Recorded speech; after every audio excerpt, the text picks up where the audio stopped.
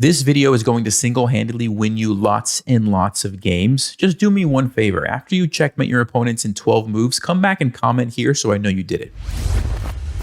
This position, after just 3 moves from each side, is the most common position in chess. It's been reached over 88 million times, and I'm going to show you what your opponents are most likely going to do here. Knight to g5, the most common move, trying to get a fork on f7 and take either your rook or your queen. It looks pretty scary, right? So what most people do is play d5 because they're trying to stop the bishop from supporting the knight. The problem with this is that after they capture, you capture, they can play the fried liver attack, sacking their knight to lure your king out, and then they get to attack you. They bring out their queen, you're in check, they're attacking here, you have to try to defend, but now your king's in the center of the board, you get attacked. Trust me, this is not what you want to play.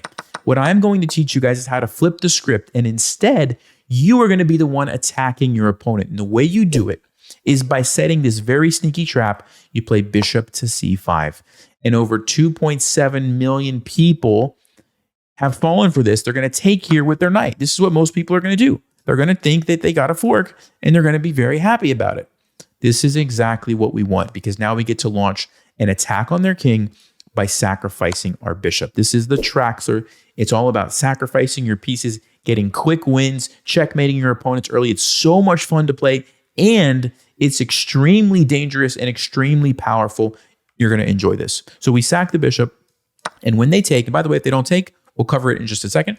But the idea is to lure their king out so your knight can jump in with check, and more importantly, to unleash the queen, which is going to be what delivers checkmate in most of these cases. So if they just go back to e1, that's exactly what we want, queen h4 check, and the game is basically over. They can't go here because of checkmate. If they go up, they also get checkmated. It takes a couple more moves, but you can go knight c5 check. They have to go over here, and because the knights are helping, the king is trapped. That's just a checkmate. Okay, that's 10 moves, 10 move checkmate. So they probably aren't going to go back. What most people do is go to g1, and they're trying to tuck their king away and get away from your queen. But guess what? We go queen h4 anyway, threatening to checkmate again. So for example, if they take your rook, which some people will do at the low levels, game is over, 8 moves, queen f2 checkmate. Okay, so most people are going to see that. And they're going to play one of two things. They're either going to play g3, trying to block off your queen, or they're going to play queen f3 to defend and also try to be a little bit aggressive and maybe create their own threats at the same time. So let's start with queen f3. I'm going to show you exactly what to play. Knight to d4 is an amazing move, and it's simply attacking their queen, threatening to just take it. They don't really have time to do anything else because we're about to just take their queen, right? So most people are going to do a couple of things. Either queen to, actually no, queen f1 is the move that pretty much everybody's going to play. If they move anywhere else, like for example, some random move, you're just going to checkmate them, okay? So they have to keep their queen somewhere that guards this f2 square. So that's why most people choose f1. It guards the square. It also keeps the pressure here. Maybe they have some ideas of moving their knight and one day coming down with their own queen. It's not going to happen, but that's probably what they're thinking. So what do we do here? Rook to f8. And what's really funny about this is they got the fork earlier with their knight on our queen and our rook. They don't even get a chance to take either of those pieces in this line because we just saved both of them, and now we're the one who's attacking them. We have this amazing pin. If they ever move their knight, they're going to be in trouble with the rook. We also have this checkmate threat that they have to constantly be on the lookout for. And so what most people do here is play the move d3. They're trying to get their pieces out, attack your knight to get rid of the threat here.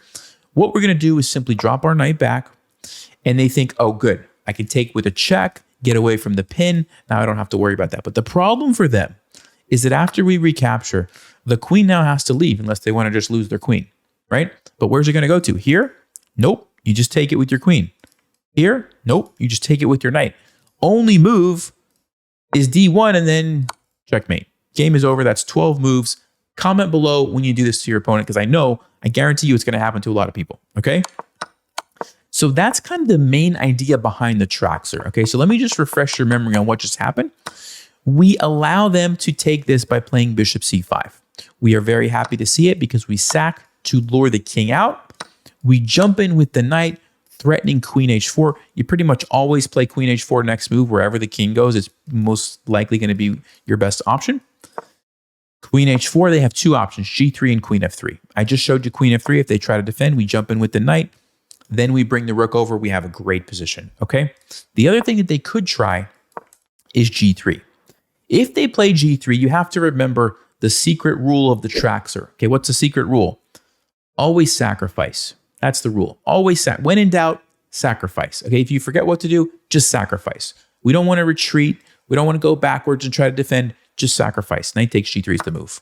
Okay, now don't get distracted and take the bishop. Focus on the king. Okay, because if we take this, they're just going to take our rook and we're running out of pieces. We don't have a lot of pieces left.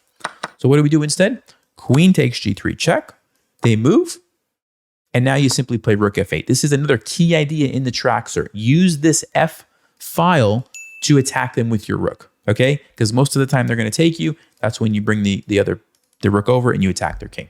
This is a great position for us. We're threatening to eventually take here once we get rid of the bishop. We have the queen trapping their king essentially. The most common move here is queen h5. Players are trying to get aggressive and attack you here. What we're going to do is get rid of this bishop, because if we get rid of this bishop, we're simply going to take the knight and have a great attack. So how do we do it? d5. They don't have any options, because if they move back, that's exactly what we wanted. We take the knight and we continue to checkmate the king probably in the next couple of moves. So what are they going to do? They're going to take us, right? Knight to b4. Keep hunting the bishop. Again, they don't have time to really let us take it. If they try to defend, for example, we just take it. And then again, the attack keeps going, right?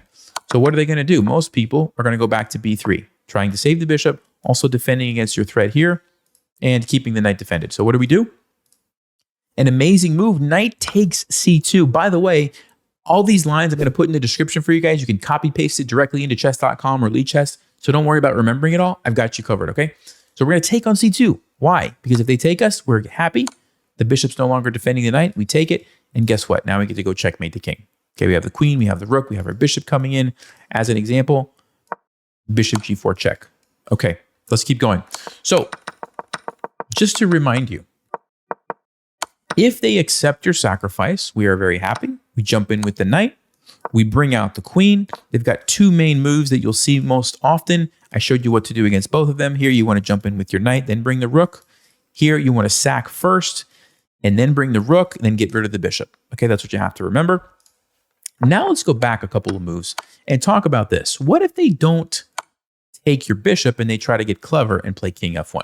This is actually a better move for white, in my opinion, not allowing you to attack them right away, but we still have some very clever things we can do. Here's what I recommend you do. Queen to e7. And in this case, they are going to get your rook, but that's okay because we have other ways to attack them. Let me show you. They take the rook. We're going to play the move d5. Remember, if you're not sure what to do, sack another piece, right? We're just sacrificing a pawn here. Why? Because bringing out this bishop is going to be so much more valuable to us than that pawn. So as an example, they take here with the bishop to g4. Guess what? Queen is trapped. Queen is trapped. Okay, very, very nice little tactic. So if they're smart, they're going to take here so that they can use their bishop to block. However, we are quite happy. We play knight to d4. And again, I am threatening to just go there. So if they play some random move like a3, bishop g4, again, traps the queen. This is no longer an option because now we have our knight there. We take it with the check and we win the queen, okay? So that's the threat. Most people are going to play the move c3 because they don't like your knight there. They want to get rid of it, so they attack you. But guess what? Bishop g4. Again, you see the idea behind playing d5. We need that bishop to get to g4. Now, there's one move for them with the queen where it doesn't get trapped. Queen a4 check. But now we have this amazing, calm, cool, collected move. Knight to d7. We just block. We just block. And guess what? White has a problem. Okay, white has a problem because we have 1, 2, 3, 4. We can maybe castle at some point and get the rook. 5. We have all of these pieces attacking their king. They're going to be in trouble. So most people will take the knight here, and then you can bring your queen over. I recommend queen f6, lining up. And there's a very good chance that they'll make a mistake here and you'll just checkmate them. You can have fun analyzing it. You can see the eval bar there. Stockfish loves this position. Black is totally winning. That's one example. Another example, if they take your bishop, you can just play queen h4 check. Again, keep attacking. If they block, now you can go back. And we created a big weakness here by forcing them to move their pawn. After they go somewhere, you're going to just deliver the checkmate. For example, something like this. This is going to lead to a quick checkmate on g2 as an example. Okay? So If they don't accept your bishop sacrifice, that was what was happening here. Don't panic. Just play queen e7 and keep attacking with d5 and bishop g4 ideas along with the knight coming in. You're going to be in a great position. Now, we need to go back and talk about something else because some people will not take with the knight going for the fork, and instead they will take with the bishop. And they think, okay, I'm going to make your king move. I don't really care about the fork. I just want to get a check, right? You need to remember, do not move to f8 with your king. Why? Because we want our rook to go there. Remember, we want our rook to go there and attack along the f file. This is important. So move your king to e7, okay? And actually, by playing king e7, you are creating a threat that your opponent has to watch out for. If they're not paying attention and they just castle, they've already fallen for your threat. h6, you chase the knight away, which is the defender of the bishop. After they go back, you take it. Free piece, thank you very much. So if they're smart, they won't castle. They'll bring their bishop back immediately so that it doesn't get captured. And maybe they want to jump in. Uh-oh, there's the fork again. What are we going to do? Remember, we're playing the trackster. Don't worry about it. We play d6. Let him go there. And now I want you to play this very sneaky move, queen to f8. Now, most of your opponents at this point are going to take your rook, right? That's the whole point of going there because they got a fork. They're going to take you. That's exactly what we want to see. Why? Bishop takes f2 check, and they are done for because of the follow-up queen and knight combo. We jump in, and guess what? Game is over. They're checkmated. If they go back, checkmate immediately. If they come out, checkmate in a couple of moves, check. Bishop f5, check, and then queen d4, checkmate. Okay? Beautiful stuff. I mean, this is so much fun. You guys are going to have so much fun playing this opening. I guarantee it.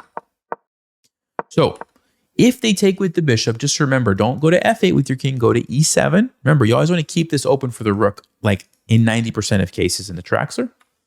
Then you simply play d6. Don't worry about it. Let them fork you. Slide the queen to f8. You've got this very nasty threat over here, and you're going to do just fine. Okay, now, a couple more things, because I want to make sure you guys are prepared against every situation. Some people here are very boring, and they won't take you with the knight. They won't take you with the bishop. They'll see this and they'll say, you know what? I'm just going to castle. If they do that, it's going to be a little sad because you're not going to get to attack them, but no worries. Just castle yourself. And what you need to remember here is that you don't have to worry about this, okay? Because if they ever decide to take you, you always just make this trade and you're very happy. You get a knight and a bishop. They get a rook and a pawn. This is a good trade for you. Okay, the knight and the bishop is going to be much better. Rook is an endgame piece. It's going to be stuck in the corner for a while. Meanwhile, your knight and bishop are controlling the board, and you're going to have a great game. Okay, so don't worry about that. All right. And then the other thing that I'll mention, I'll just go back one more move here. When you play knight f6, they don't have to play knight g5, but it's extremely common. If they play knight c3, I'll give you one more bonus tip here. A good strong move is knight takes e4. And this is a scary move to play because it looks like we're just losing a piece, right? No. D5 is coming next. We're going to get our piece right back. And usually you get a great position afterwards. You get rid of that annoying pawn on e4. You kind of clear the center, and then your pieces can start taking over. Okay, and there's different ways white can give it back. They can go here if they want, in which case you could just develop your pieces and have a great position. But it's a good line for you. The one reason that people get scared is because they might counter-sacrifice. And they think to themselves, uh-oh, my king is now exposed, right? But here's what you have to remember. D5, we have a huge center. And even though they can throw in a check, you just tuck your king on g8. And they have no way to get to attack you here. They have no way to attack you here. The queen can't get there right now. But even if they try to go crazy and attack you, you can take this knight. You can take this knight. You have a knight to defend. You have a bishop to defend. You're just great. Okay, so at the end of the day, what you need to remember is if they play knight c3, just sack it. Just sack it and get the fork, and already you have a better position as black. Guys, I am telling you, the move that you will face most often is knight g5. And if you play the tracks, or if you are rated anywhere under 1800, you are going to have tons of amazing checkmates in 12 moves or less. I guarantee it. It's extremely tricky. It's extremely dangerous. It's a lot of fun. All the lines that we covered are in the description, so make sure you check that out. And actually, I have another response for you against the same opening, which I'll link in this video. If you don't like the Trackster, check this one out. It's a totally different option, but also really, really powerful. I'll see you guys there. Stay sharp, play smart, and take care.